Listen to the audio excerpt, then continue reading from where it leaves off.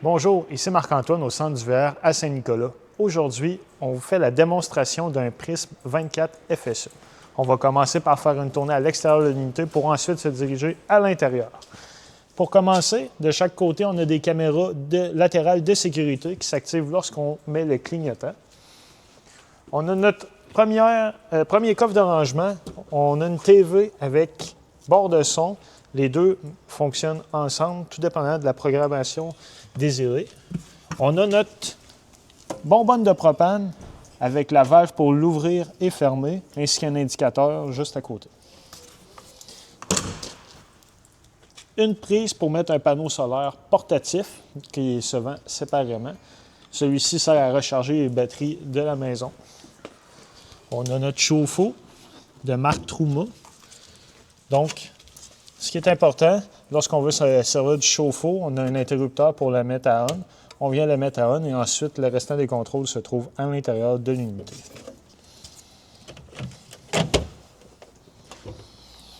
Notre sortie pour la fournaise au propane. Un coffre de rangement.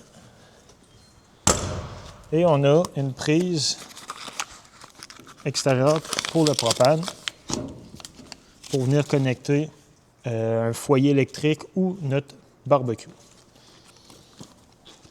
Avec une prise 120 volts qui fonctionne lorsque le véhicule est branché ou que la génératrice est en fonction.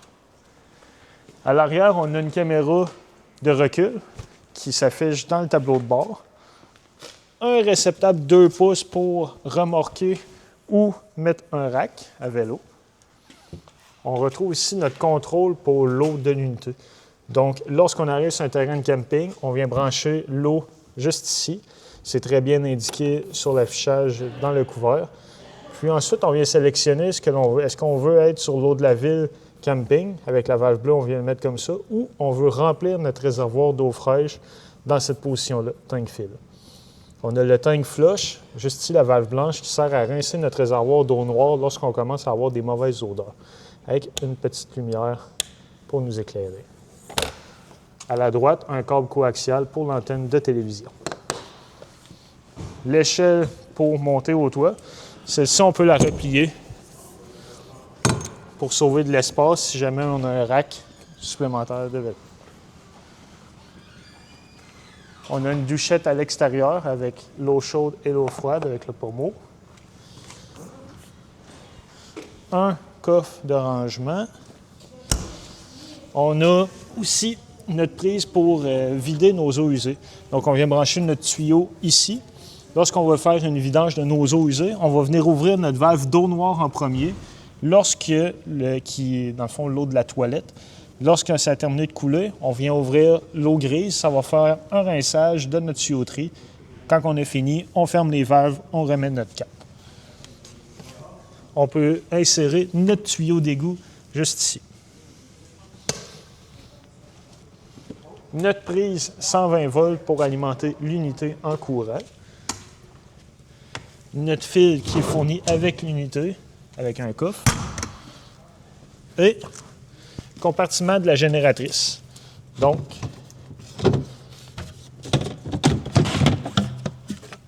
pour décoller la génératrice, on peut la démarrer à partir d'ici ou de l'intérieur. Lorsqu'on veut la mettre en fonction, on vient maintenir le bouton Stop Prime quelques secondes jusqu'à temps que la lumière s'allume et ensuite on pèse sur Start pour la démarrer. Lorsqu'on veut arrêter la génératrice, on peut l'arrêter sur Stop ici ou à l'intérieur. Maintenant, on va aller sous le capot. Donc, sous le capot, on va avoir notre réservoir de lave-vite, juste ici, notre réservoir de liquide de frein. On a un mécanisme pour les Mercedes. Lorsqu'on veut survolter le véhicule, on vient appuyer pour mettre à jour le pôle positif de la batterie et le pôle négatif vient se mettre juste ici, au frame. Notre liquide de refroidissement. On a du DEF, ce véhicule-là marche au diesel, donc très important, on doit s'assurer que notre DEF est au bon niveau. Maintenant, allons à l'intérieur de l'unité. Dans le compartiment des escaliers, on va retrouver nos batteries de la maison. Et lorsqu'on rentre à l'intérieur, sur notre droite, le panneau de contrôle principal. Celui-ci a énormément d'informations et différents contrôles pour l'unité. On va commencer quand on est sur la maison, on a cet affichage-là. On voit nos indications pour nos niveaux d'eau fraîche, eau grise, eau noire et le propane.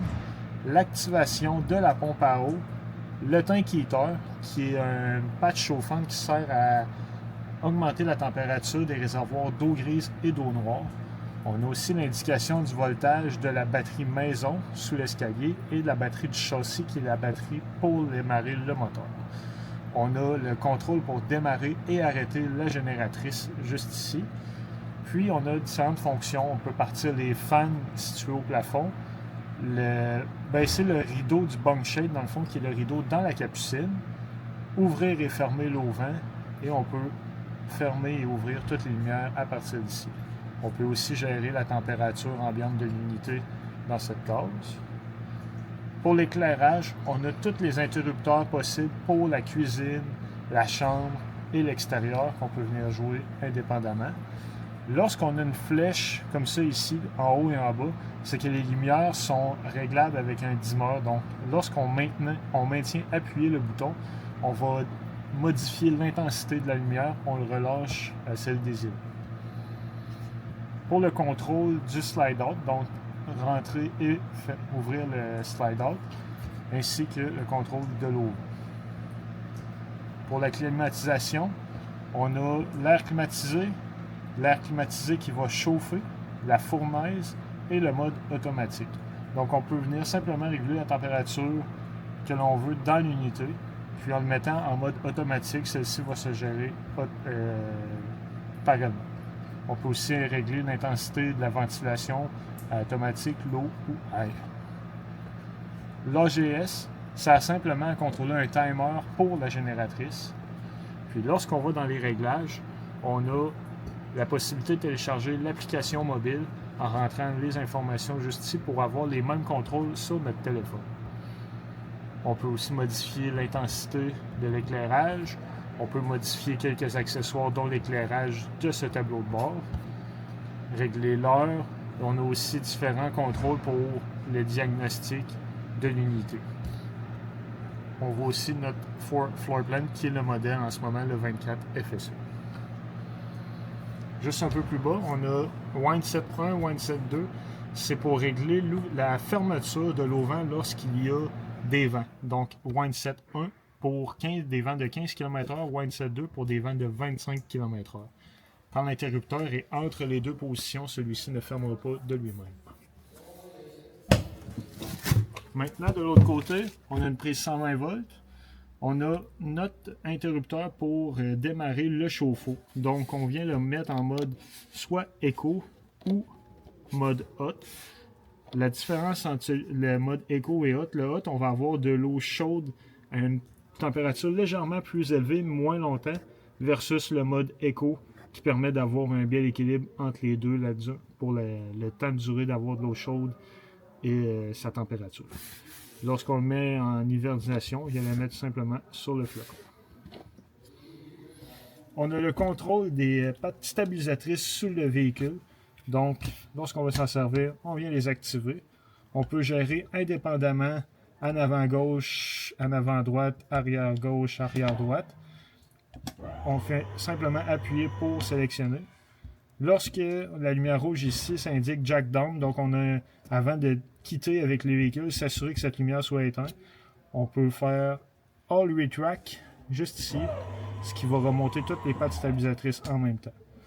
Quand la lumière est éteinte, on vient simplement fermer l'unité. On a notre couteau qui sert à couper l'alimentation en 12 volts pour la maison à l'arrière. Donc, lorsqu'on met le véhicule remisé pour une semaine ou deux, on conseille fortement de le fermer pour le mettre à off. Ainsi, lorsqu'on va en avoir de besoin, on va avoir du courant pour démarrer avec le véhicule. Et on a notre affichage pour le panneau solaire juste ici. Celui-ci indique le voltage de nos batteries ainsi que la charge via le soleil.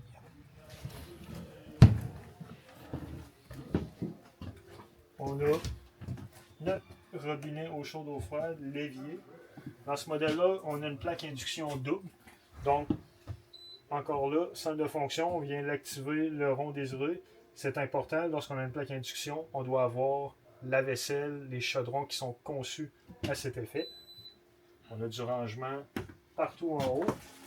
Notre réfrigérateur qui fonctionne sur le 12 volts. On peut venir modifier quelques paramètres sur celui-ci, donc on peut l'éteindre et l'allumer.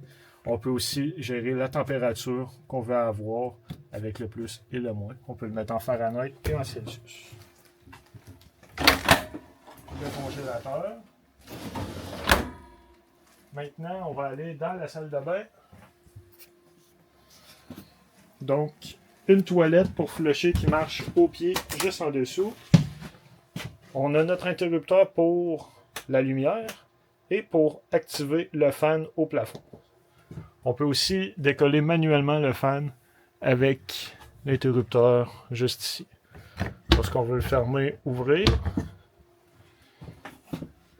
La douche avec l'eau chaude et l'eau froide. Puis on a du rangement sous l'évier.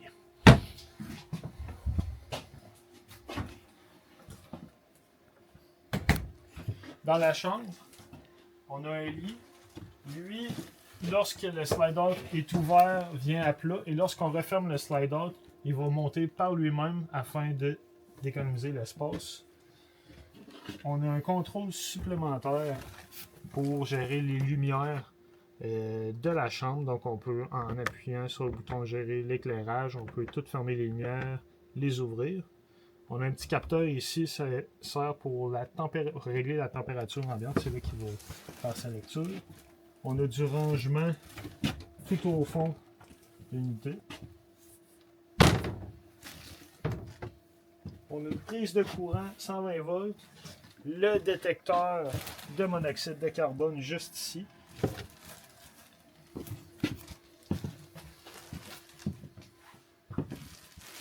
On a du rangement supplémentaire là avec des tiroirs. Maintenant, notre dinette qui fait aussi un lit.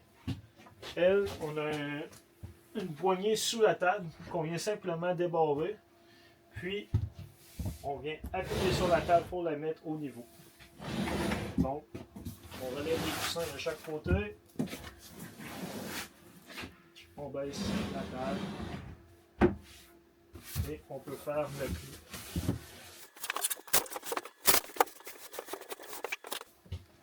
Pour le bunk bed, on a une échelle qui vient dans l'unité. De l'autre côté. Donc on vient l'accrocher juste ici pour grimper en haut. On voit aussi notre rideau qu'on peut contrôler à partir du tableau de bord dans l'entrée. La télévision, on a aussi des petits chargeurs pour téléphone à induction avec prise USB à différents endroits dans l'unité. La ventilation qu'on peut venir contrôler directement sur le panneau de contrôle. Donc on a on-off, on peut mettre il est thermostatique, donc on peut gérer la température d'ouverture et de fermeture automatique. Celui-ci est équipé que s'il mouille à l'extérieur, il va se refermer automatiquement. Pour finaliser notre démonstration, à l'intérieur du véhicule, on a toujours une pochette dans laquelle on va retrouver tous les manuels d'utilisation des électroménagers et des différentes options qu'il y a dans le véhicule. Donc, on peut toujours s'y référer si on a des questions. Merci.